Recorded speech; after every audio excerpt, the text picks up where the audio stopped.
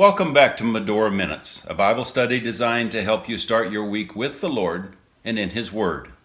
This week we are looking at Genesis 41, verses 39 to 57. I've given it the title, Living with Blessings. What a change in Joseph's life. In a matter of a few hours, he was taken from being a slave in the worst prison there was, the king's prison, and suddenly he was second in the entire kingdom of Egypt. He was given a chariot that was second only to Pharaoh. People were bowing to him in the streets. Do you think he remembered the dreams?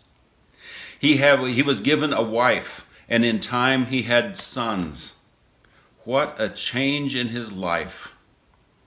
I'm reminded of a promise that was given in a small book of the Bible called Joel 2:25. God tells the people of Israel that they need to go through some trials to be brought back to Him. He's going to bring into their lives some plagues of locusts. He's going to bring in enemies. He's going to bring all kinds of terrible things. But if they will return to Him, He gives this promise, Joel 2:25, and I will restore to you the years that the locusts have eaten. I've seen this in my own life, and I've seen it in the lives of others. When God is finished teaching through the trial, He restores the years that the locusts have eaten. Joseph is living a very wonderful life. He's given all kinds of power and authority, all of the good things that he missed during the years of trial.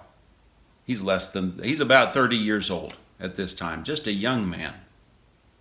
But he didn't rest on his laurels.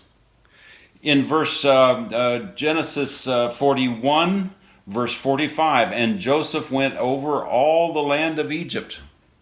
He didn't stay in his office. He didn't just drive his chariot up and down the streets. He was out and working. In verse 46 again, and Joseph went out from the presence of Pharaoh and went throughout all the land of Egypt. God doesn't waste our trials, but He doesn't waste blessings either. He wants something from the things that He gives to us. Joseph would have no idea what God is getting ready to do through his life. From the trials and then also from the blessings that Joseph receives, Joseph is getting ready to change the entire history of his family and the history of the world. Luke 12:48. For unto whomsoever much is given, of him shall be much required. Remember these two principles. God never wastes a trial. He also never wastes a blessing. Keep your eyes open. Work hard. Be diligent in the work that God gives to you in both the trials and the blessings. I have a feeling God is getting ready to do something very special in your life. Meditate on this over the next week.